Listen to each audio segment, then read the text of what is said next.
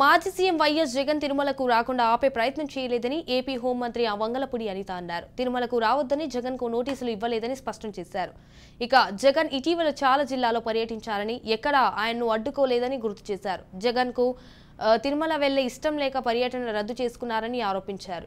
Topic divert చేయడానికి నోటీసుల గురించి మాట్లాడారని అన్నారు. జగన్ ను ఆపే ప్రయత్నం తామేం చేయలేదని అన్నారు. జగన్ ఎప్పుడైనా తిరుమల లడ్డు తిన్నారా అని వంగలపూడి అనిత ప్రశ్నించారు. అక్షింతల వేసిన వెంటనే దులుపుకున్న వ్యక్తి జగన్ అని విమర్శించారు. ప్రసాదాన్ని టిష్యూ పేపర్లో పెట్టి పక్కన పడేసే వ్యక్తులు వాళ్ళు అని అన్నారు. దేశభక్తి, నువ్వు సెక్యులరిజం గురించి మాట్లాడతావు, మానవత్వాల గురించి మాట్లాడతావు. కాబట్టి నేను అడిగేది ఏంటంటే, ఇప్పటికైనా మళ్ళీ చెప్తాను, నేను ఎవ్వడూ ఆపట్ల. వెళ్ళు, ఈ రోజుకే వెళ్ళు. నువ్వు ఎప్పుడు వెళ్తానంటావో చెప్పు. మాజీ ముఖ్యమంత్రి హోదాలో, ఎమ్మెల్యే హోదాలో నీకు ఎలాంటి దర్శనం కావాలంటే ఆ దర్శనం ఇస్తావు. అజయ్ కలాం లాంటి వాళ్ళే డిక్లరేషన్ పెట్టేసుకెళ్ళారు. షారుఖ్ ఖాన్ వచ్చారంటే డిక్లరేషన్ పెట్టుకుని వెళ్ళారు. సోనియా గాంధీ గారు వచ్చి డిక్లరేషన్ మీద సంతకం పెట్టుకుని వెళ్ళారు దర్శనానికి. వాళ్ళందరికీ నమ్మకం ఉండబట్టే వెళ్ళారు.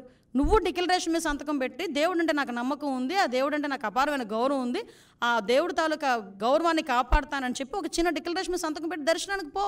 నేను కదా ఎంతమంది తీసుకెళ్ళి వాళ్ళందరికీ ప్రోటోకాల్ దర్శనం చేపిస్తాం. అంతే తప్పించి ఈరోజు నువ్వు ఇష్టం లేక, హిందుత్వాన్ని గౌరవించే సత్తా లేక, గౌరవించడం కూడా ఇష్టం లేక ఈరోజు తిరిగి మా మీద బురద జల్లడానికి ప్రయత్నం చేసే పరిస్థితి ప్రజలందరూ కూడా గ్రహించున్నారు. వీళ్ళు డిక్లరేషన్ మీద ఎనీ టైం డిక్లరేషన్ మీద సంతకం పెట్టి నువ్వు వెళ్ళొచ్చు అని చెప్పి జగన్మోహన్ రెడ్డి గారికి తెలియజేసుకుంటూ ఒకటి మాత్రం చెప్తున్నానండి, భారతదేశంలో అన్ని మతాల వాళ్ళని కూడా సమానంగా గౌరవించే పరిస్థితి ప్రతి ఒక్క భారతీయుడికి ఉంటుంది. గౌరవించి తీరాలి, ప్రతి ఒక్క సంప్రదాయాన్ని గౌరవించి తీరాలి.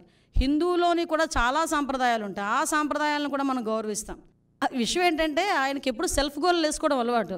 ఇలా మాట్లాడి ఆయనే తెచ్చుకున్నాడు దేశ బహిష్కరణ చేయాలి. నేను డిమాండ్ చేస్తున్న దేశ బహిష్కరణ చేయాలి ఇలాంటి వాళ్ళని. ఎందుకంటే ఏ దేశం ఇదేం దేశం అని మాట్లాడతాడండి.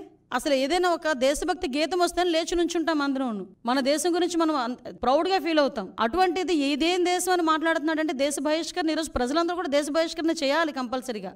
అలాంటి వాడిని డిక్లరేషన్ ఇచ్చి వెళ్తే కనుక పరిస్థితి ఏంటో ఆలోచించండి ఒకసారి. ఇన్ని రోజులు ఎందుకు కనీసం ప్రసాదం తినడానికి కూడా, అంటే ఇతగాడి పరిస్థితి ఎలా ఉంటుందంటే, దేవుడైనా నా గుమ్మం దగ్గరికి రావాలనుకునే తత్వం అండి.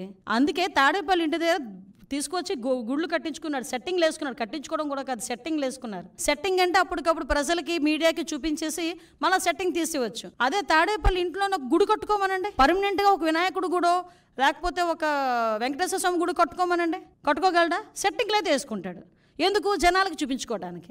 అదే జనాలకి ఆ రకంగానే 2014-19 మధ్యలో కూడా పిండ ప్రదానాలని అవని ఇవని ఆ స్వామీజీల దగ్గరికి వెళ్ళి ఈ స్వామీజీల దగ్గరికి వెళ్ళడం చేసి ఒక రకమైన క్రియేట్ చేశాడు. మళ్ళీ ఈరోజు డిక్లరేషన్ ఇచ్చి వెళ్ళమంటే ఎందుకంత ప్రాబ్లం? అతను డిక్లరేషన్ ఇచ్చి వెళ్ళడు అతను, ఎందుకంటే ఆ హిందుత్వం మీద అతనికి ఆ గౌరవం లేదు.